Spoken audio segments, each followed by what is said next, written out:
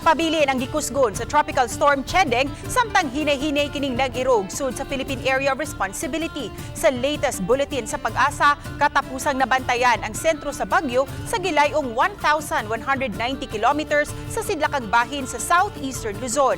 Nagpabilin kining halayo ug wala pa epekto sa asamang bahin sa nasud. Sa pagkakaroon ubos ang higayunan niini nga mutugpa kini sa yuta ug posible kining mataod-tauran sud sa PAR hangtod pa sa sunod semana. Bisan wala pa epekto ang bagyo hanging Habagat ug localized thunderstorms usab ang mopauwan sa nagkalain-laing dapit sa nasud. Subay sa data sa Metro Weather, adunay katag-katag nga pag-uwan-uwan sa Samar ug Leyte provinces, ingon man usab sa Cebu ug sa Bohol. Uwanon usab ang ubang bahin sa nasud, lakip na ang halapad nga bahin sa Luzon ug sa ubang dapit sa Mindanao.